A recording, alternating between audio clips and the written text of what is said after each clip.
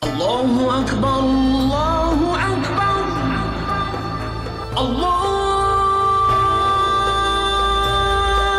Akbar. Қайырлы кеш құрметті көрермендер. Аса қамқор ерекше мейірімді Алланың атымен бүгінгі біздің жұмадағы жүздесу бағдарламасын бастаймыз. Қазір енді қасиетті Рамазан айы өтіп жатқандықтан, оразаларыңыз қабыл болсын, мұраттарыңыз асыл болсын деп біз кезекті бағдарламамызға жұмадағы жүздесуге білікті маман, сайыпқыран, кез келген сұрақтарға жауап бере алатын Алматы қаласындағы Жетісу ауданы Әл-Мадина мешітінің наиб имамы Бағлан қажы Нұрланұлын шақырып отырмыз. Әдеттегідей Бағлан қажы бізге өте көп сұрақтар түседі. Біреулер айтады, тарауық ораза ұстамай кешке жақын тарауық оқысақ бола ма дейді. Біреулер айтады, шаш қисақ бола ма дейді. Енді сұрақ деген өте көп. Біреулер күндіз жаңағы жуынсақ бола ма дейді. Жалпы енді екінші 10 күндік кешірім айы деп атады ғой. Осы ораза жайында бір мағлұмат беріп өтсеңіз. Бисмиллахир-рахманир-рахим. Аса қамқор ерекше мейірімді Алланың атымен бастаймын. Мынау өтіп жатқан қасиетті берекелі айымыз, жыл 12 айдың сұлтаны болған қасиетті Рамазан айымыз қабыл болсын. Құрметті ағайындар, туысқандар, міне кеше ғана оразаға кірген сияқты едік. Міне жартысы 14 күнде өтіп кеткен екен. Жалпы ораза айы Рамазан айында жылына бір-ақ рет келетін парыз ораза. Өйткені Алла тағала Құранда да, пайғамбарымыз сүннетінде де бізге парыз екенін айтып кеткен. Алла тағала Құран-ы Кәрімде: ей иман келтіргендер, сендерге ораза парыз қылынды, және бұрынғыларға да парыз қылынғандай деп Алла тағала бізге парыз еткен екен. Енді терминдік мағынасын қарасақ, жалпы тыйылу, бір нәрседен бас тарту деген мағына екен.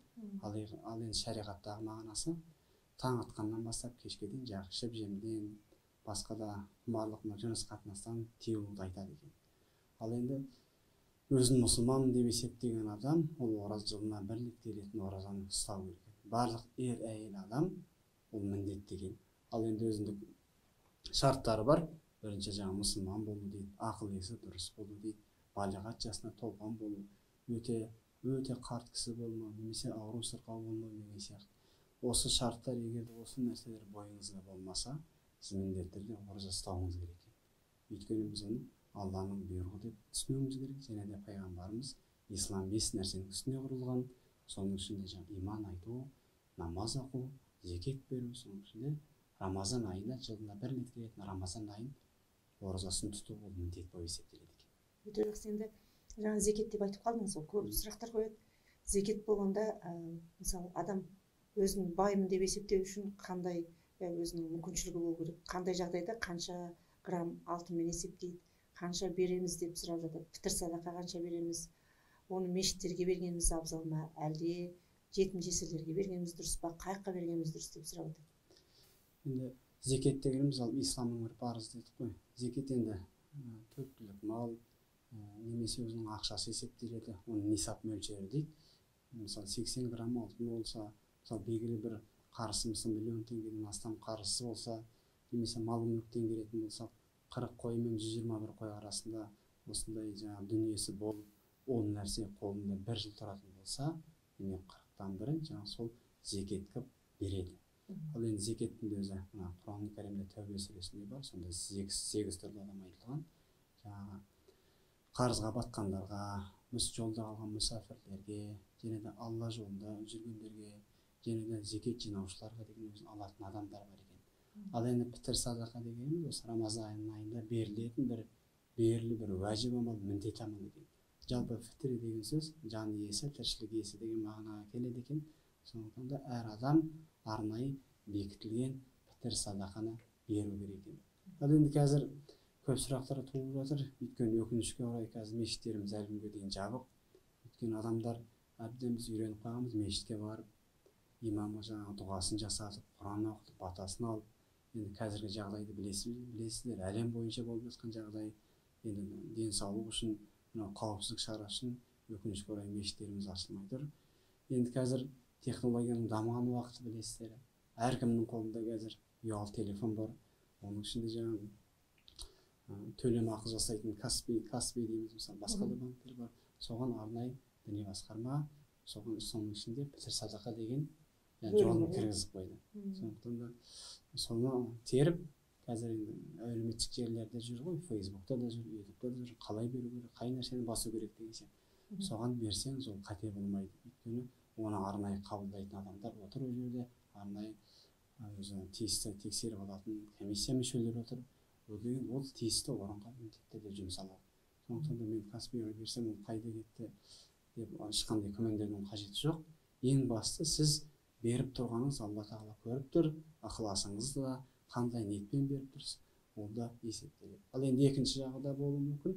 Менің осындай бір туысым бар еді, немесе мысалы кемтар дейміз ба, немесе көп балалы ана бар еді, немесе міскін адам бар еді, пақыр адам бар еді, немесе асыраушысынан айырылған көп балалы ана бар еді, соған берсем, ол да әрине болады, ол да есептеледі екен, түрде берсе болады екен жаңағы адамдарға. Ал енді қазір енді егемендіктің арқасында әрбір қазақ жаңа ғимарат үйлер соғып, жаңағы көлік алып, сондай оның бәрін несиеге алып дегендей. Ол адамдар зекет беретін адамдардың қатарына жата ма, әлде зекет беруге болмай ма адамдар? Оларда сұрақ қояды да солар. Үйі бар, көлігі бар, жаңағы 2 этажды үйі бар дегенде 2 қабат. Бірақ өзі қарыз. Несие алған дегендей. Жаңа айтып отырмыз ғой, зекет беруші адамның өзінің дүниесі нисапқа толса, мысалы бір адам, мысалы малды алайық.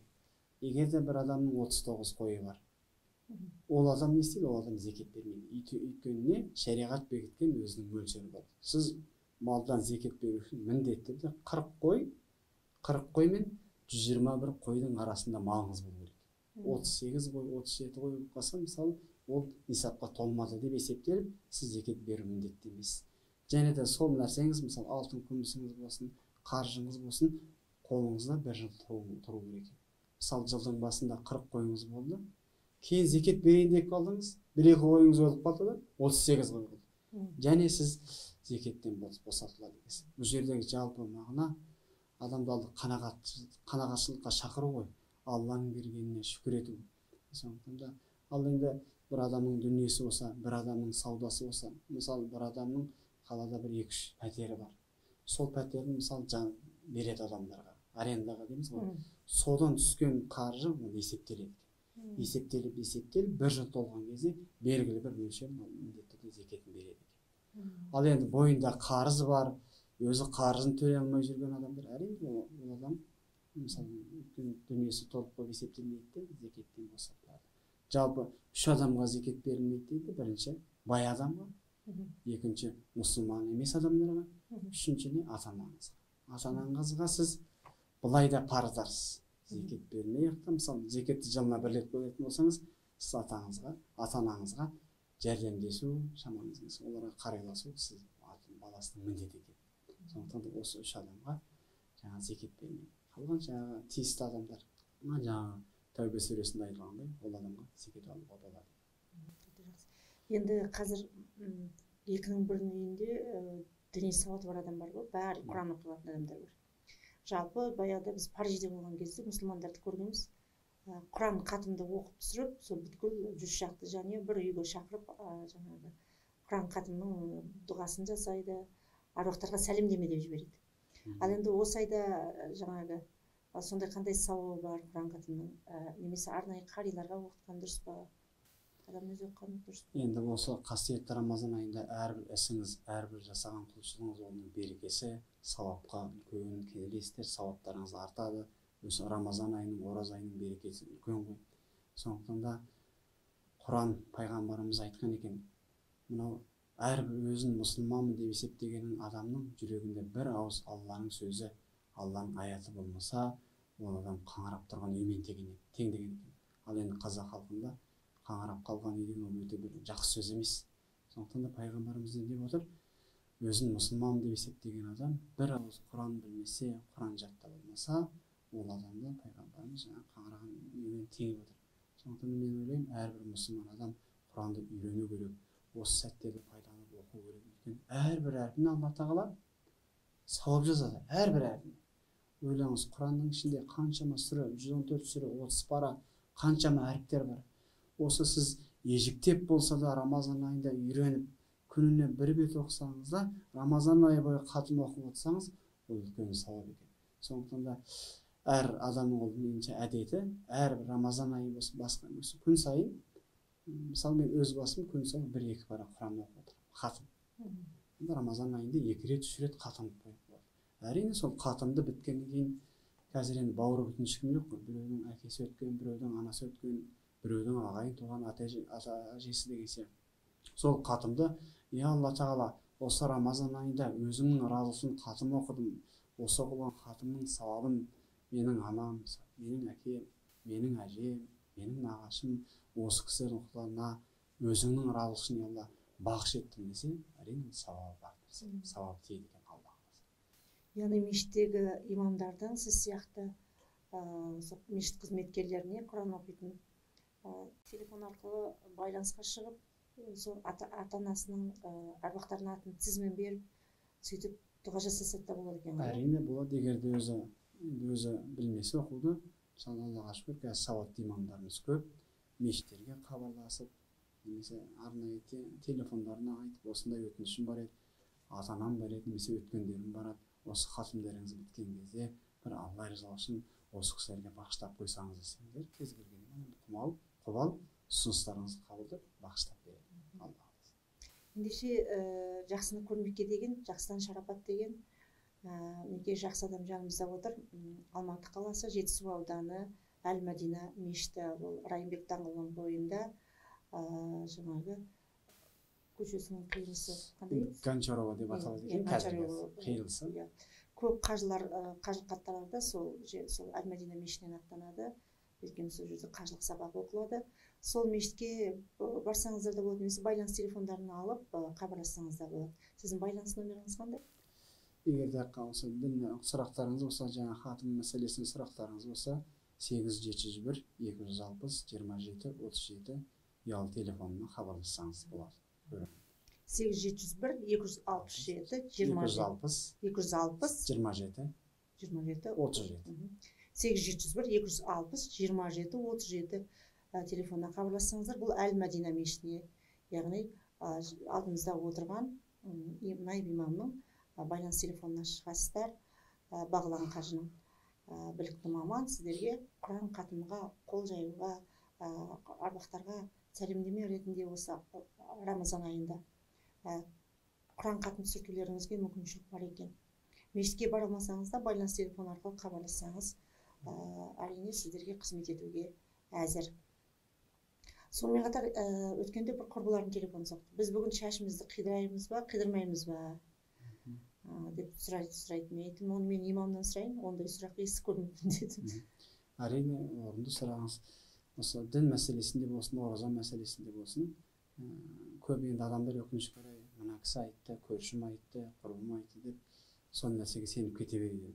Негізі ондай мәселелерді құрметті көрермендер нақты маманнан, мешіт қызметкерлерінен сұраңыздар. Жалпы оразаны бұзатын және оразаны бұзбайтын нәрселер бар. Соның ішінде жаңағы сұрақ, шаш алу, тырнақ мәселесі, душқа түсу, бұл оразаға кедергі шығар. Пайғамбарымыздың айтқан хадисі бар екен, сырттан ішке енетін нәрселер оразаны бұзады деген. Мысалы, енді еріксіздерге мысалы әдейі жаңбыр жауып тұрып, осы жаңбырдың суынан шипалайсың деп жаңбырдың тамшысын жұтсаң, сол оразаңызды бұзады.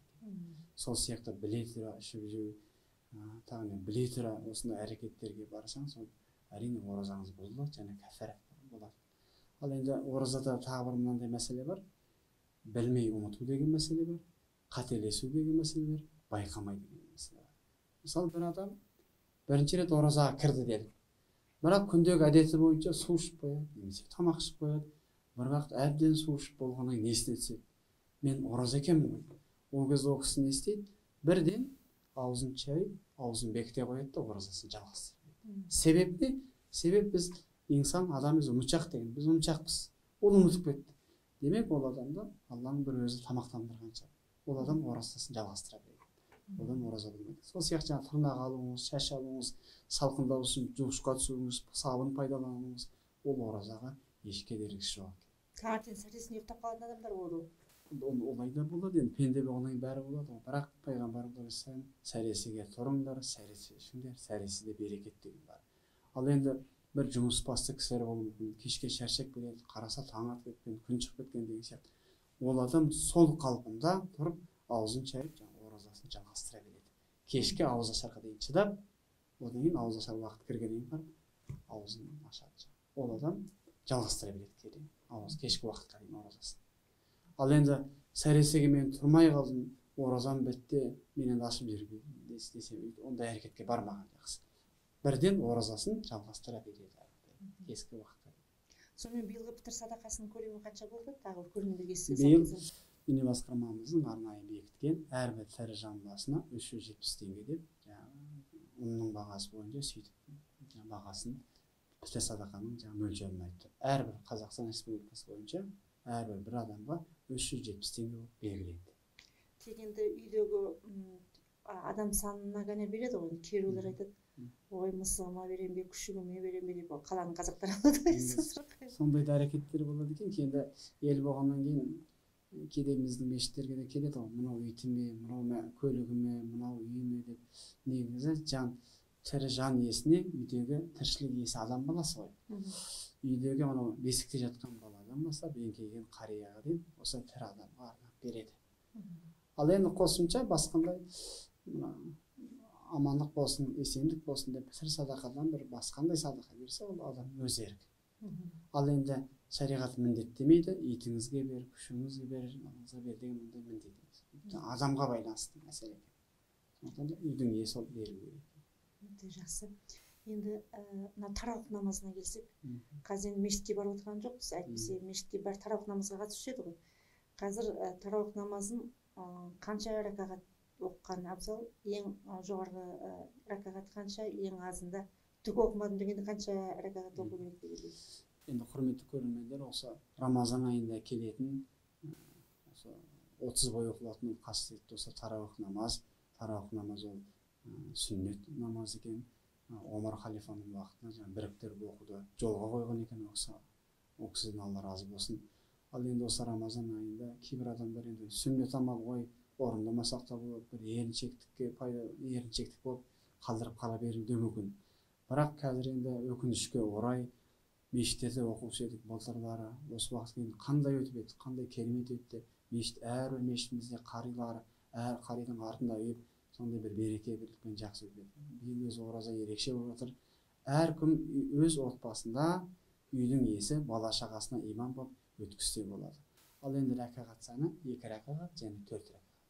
2 ракағаттан бөліп оқыса болады, немесе 4 ракағаттан бөліп оқыса болады. Әр 4 ракағат сайын өз тарауық намазының тәсбихі деген бар. Жаңа Алланың мадақтама дұғалары бар, соны айтса болады. Одан кейін тағы бір мәселе, оған неше сүре қосуымыз керек. Бір сүремен оқыса да болады. Әрине көбейтіп 10-15 сүремен оқыса, ол абзал жақсырақ.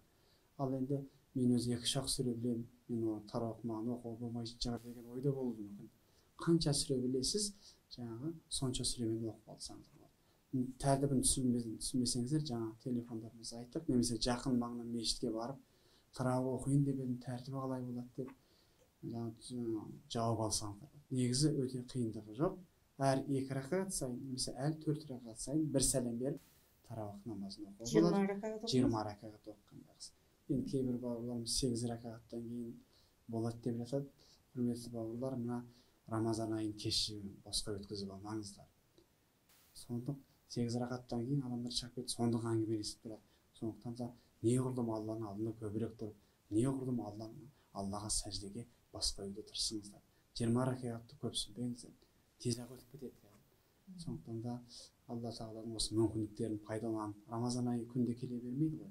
Осы Рамазан айын жақсы құлшылықпен 20 ракағатыңыз оқып, шама келгенше күн сайын жібермей, бала шағаларыңызды үйретіп, мысалы арттарыңыз бала шағаңыз, әйеліңізді үйретіп үйретіп, тарауыққа үйретсеңіздер, нұр үстіне нұр жақсы амал болып есептеледі. Енді тағы бізге телефон шалған адам жаңағы ораза ұстайды, екінші бір адам ораза ұстамайды. Ораза ұстаған адамдармен бірге тарауық оқи берсем бола ма дейді. Әрине, әр ибадаттың өзінің міндеті бар, өзі парыз. Мынандай сұрақтарда, осындай сұрақтар көп келеді. Намаз оқымасам оразаға кірсем бола ма? Әрине болады. Бұл ораза бір парыз, намаз бір парыз. Және сол сияқты ораза ұстай алмай жүрген адам жамағатқа қосылып тарауық намазына да болады. Ислам жалпы шариғатымыз жақсы амалға еш уақытта тимайды. Мысалы, оқымауың керек. Өйткені сенің оразаң жоқ, сенің намазың жоқ, сен қатыспауың керек деген нәрсе жоқ. Әрине ол мұсылман болғаннан кейін намазымыз міндет, оразамыз парыз. Бәлкі де мүмкін сол адам тарауыққа келу арқылы оразаға деген бір ниет ашылар. Мүмкін сол тарауыққа келіп сәждеде мүмкін намаз деген мынандай бір керемет ғибадат екен ғой, намаз деген бір ләззат алатын Алланың үлкен құлшылығы екен ғой, мен бұдан былай осы 5 уақытқа келейінші, немесе Алла өмір берсе келесі оразаны мен қалдырмайыншы деген мүмкін сол кісінің ниеті пайда болуы мүмкін. Сондықтан да келем деген адамға есік ашып рұқсат екен ибадатқа кіруіне. Өте жақсы. Ал енді алда қадір түні келе жатыр ғой, қай күнге сәйкес келеді? Алла қаласа осы 19 мамырда, 19 мамыр деген құрметті ағайындар қадір түніміз. Бірақ Рамазан айының соңғы 10 күнінде қадір түні іздеңдер деген бар екен. Дәл сол күнге ғана және бұл ғалымдарымыздың осы күнге дәл келіп қалады деген болжамы. Бірақ ең соңғы 10 күндерін шамаларыңызға келгенше құлшылықпен өткізіңіз. Қазір өзі уақыт деді ғой, таңертең 3-те тұруыңыз керек сәресіге. Шама келгенше осы уақытқа дейін Құран оқыңыз, нәпіл намаздар оқыңыз, пайғамбарымыздың тарихын оқыңыз, хадистер жаттаңыз, кішкене уақытты өткізіп, бәлкі де сәресіге дейін, сәресіден кейін таң намазыңызды оқып, кішкене күн шығарып барып, 2 уақыт мынау духа намаз дейді ғой, шырақ намаз. Соны барып оқып, бірақ демасаңыз ол бір бәлкі де сол бір күнге қадір түнге сіздің дұға тілегіңіз сәйкес келіп қалар. Жақсы. Құрметті көрермендер, біздің мынау Қазақ Телеком арқылы ITTV-ді қостырып, сонда 36-шы канал жастар арнасы деп аталады. Әр күн кешке жақын ақшам уақытында, ауызашар уақытында бізде азан шақырылады. Үлкен ақсақалдар бата береді. Сол уақытты қалт жібермеңіздер, және осы 19 мамырдан 20 мамырға қараған түні, қадір түні, біз кешкі сағат 20:00-ден түнгі 24:00-ге дейін тікелей эфир ұйымдастырамыз. Біздің жастар телеарнасымен бірге болыңыздар демекпіз. Ал енді хабарымызды тәмамдай келе, бүгінгі күнді ораза ұстап отырған мұсылмандарымызға қандай дұға тілек айтар едіңіз қасиетті жұмада? Мынау Алла бұйырса, Алла қалап міне 2-ші жұмасы, мына жақсылық күндер, жақсылық айлар тез өтіп жатыр ағайындар. Баршамыз береке бірлікте болайық. Мынау жаман індет кетіп, тезірек мешіттеріміз ашылып, мынау кәсіпорындарымыз ашылып, адамдар жұмыстарына шығып, бір мешітімізге адамдар кіріп шығып береке болуын тілектеспіз. Мына ұстаған оразаларыңыз қабыл болсын, еліміз аман, халқымыз тыныш болсын ағайындар. Оразадан оразаға аман есен жете берейік. Ораза парыз, 5 уақыт намаз парыз екен, оны ұмытпаңыздар. Ертең Алланың алдына барған кезде біздің ұлтымызды, біздің бір шенімізді, қызметімізді, біздің дүниемізді сұрамайды екен ағайындар.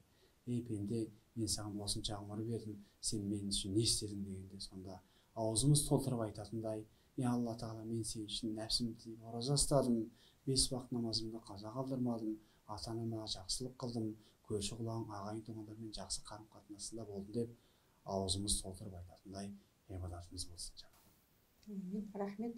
Сонымен құрметті көрермендер, бүгін жұмадағы жүздесу бағдарламасын тәмамдаймыз. Келесі жұмаға дейін аман есен жүздесуге Аллах нәсіп етсін. Аллаху акбар, Аллаху акбар. Allah